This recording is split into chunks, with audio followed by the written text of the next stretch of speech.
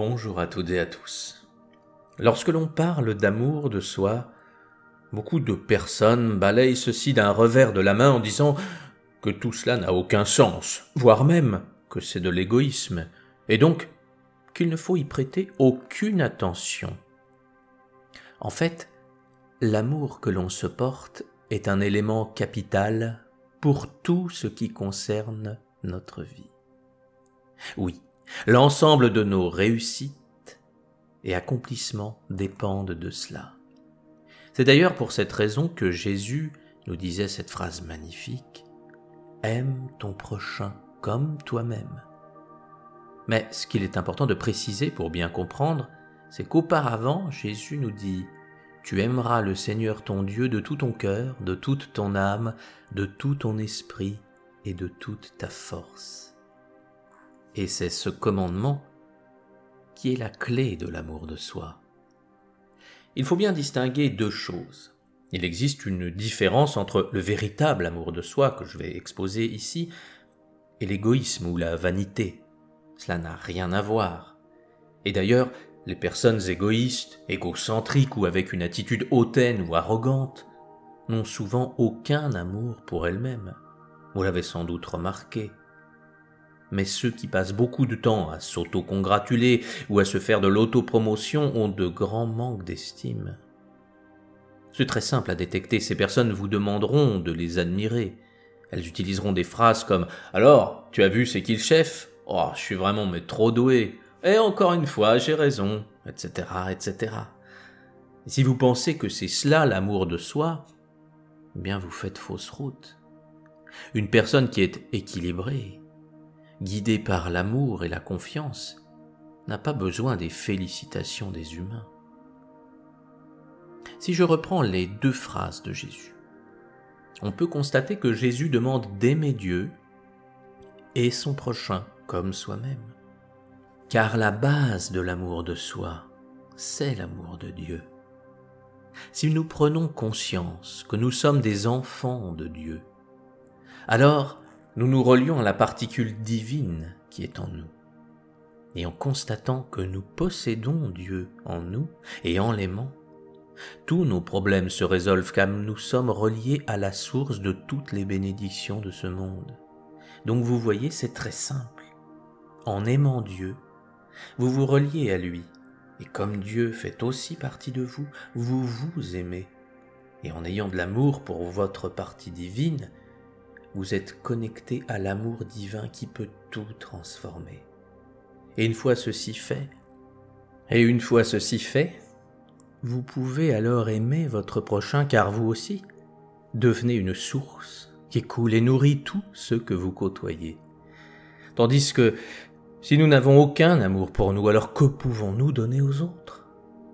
Certains sont tellement violents et méchants envers eux-mêmes qu'ils ne peuvent avoir le moindre amour pour autrui. Alors ils se lamentent en pensant que le monde est mal fait ou même que Dieu leur en veut et les maudit. Mais Dieu leur a au contraire tout donné. La base, c'est donc l'amour de soi et la bienveillance envers soi. Comment voulez-vous pouvoir apporter quoi que ce soit de bon aux autres si vous passez votre temps à vous répéter que vous êtes nul, que vous êtes laid, que vous êtes un monstre, que vous êtes détestable ? Certains vont me dire que cela leur permet de progresser et les stimule. Peut-être, mais pour arriver où ? Les vraies réalisations de ce monde se font par l'amour et non par la violence. Et ne confondez pas l'amour avec la négligence. Quelqu'un qui se laisse aller à la paresse en pensant que c'est de l'amour pour se récompenser n'a rien compris. L'amour divin nous donne de l'énergie, de l'inspiration, il nous rend infatigables et nous permet de trouver des solutions. Donc je le répète, la base de tout, c'est l'amour que l'on se porte. Et cet amour doit être divin. Plusieurs fois par jour, reliez-vous à votre essence divine et aimez-la. Vous verrez combien de choses vous pourrez accomplir avec cette habitude. Mais qui prend le temps pour cela ? Pas grand monde, malheureusement. En général, on vous répond « Oui, c'est un concept intéressant. Non mais désolé, moi j'ai pas le temps pour tout ça, je suis trop occupé. » C'est un peu comme si vous rencontriez une personne qui est dans une grande misère, qui manque de tout, qui a des dettes envers tout le monde, et vous voyez en fait qu'elle possède un compte en banque avec énormément d'argent, alors vous lui dites « Mais tu possèdes beaucoup de richesses, va à ta banque, faire un retrait, et tu pourras avoir de l'argent et résoudre tous tes soucis. » Et la personne vous répond « Ah non, désolé, j'ai pas le temps d'aller chercher de l'argent parce que j'ai trop de soucis. » Ça vous paraît un peu gros, non? Mais pourtant, une grande majorité des humains agit de la même manière, avec autant de stupidité. Ils ont la possibilité de se relier à Dieu pour tout changer, mais ils préfèrent dire « Non, moi je suis libre, pour moi Dieu n'existe pas, je n'ai besoin de personne. » Ils sont alors comme des feuilles qui se séparent de l'arbre, en disant qu'elles sont libres et que désormais elles peuvent voler. Et c'est vrai. Les premiers temps, c'est ce qui se passe. Tout semble leur donner raison, mais séparées de l'arbre. Une feuille finit toujours par s'écraser au sol et se dessécher au point de disparaître. Alors, quels que soient vos problèmes, rien ne pourra réellement avancer dans votre vie si vous n'êtes pas relié au divin, si vous ne vous aimez pas. Car une fois que vous avez découvert le divin en vous, et que vous vous aimez, alors vous êtes capable de tout aimer. Même les pires personnes autour de vous qui vous indisposaient, vous êtes ensuite capable de les aimer. Et cet amour arrange tout, car vu que vous avez su trouver Dieu en vous, alors vous savez trouver Dieu chez les autres et cela vous emplit de joie. Pourtant, certains me diront qu'il existe des personnes horribles qu'on ne peut pas aimer. C'est possible, au premier abord. Mais souvent, ces gens sont comme des petits enfants, qui sont déguisés en monstres pour aller à un bal masqué. Si vous ne regardez que le premier niveau, vous voyez en effet un monstre et vous êtes effrayé par ce que vous voyez. Mais si vous soulevez le masque, vous verrez, au-dessous, un petit enfant apeuré, qui ne demande qu'à être aimé.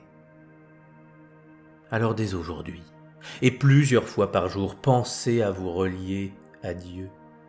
Avant d'accomplir quoi que ce soit, pensez à l'aimer, comme le demande Jésus, de tout votre cœur, de toute votre âme, de tout votre esprit et de toute votre force. Là encore, les mots qu'utilise Jésus ne sont en rien dus au hasard. Pourquoi le cœur, l'âme, l'esprit, pourquoi la force? C'est un autre sujet que nous aborderons si cela vous intéresse. Mais ayez bien conscience qu'avec ces simples commandements, vous pouvez tout changer dans votre vie, absolument tout. Alors aimez Dieu, aimez-vous et aimez les autres.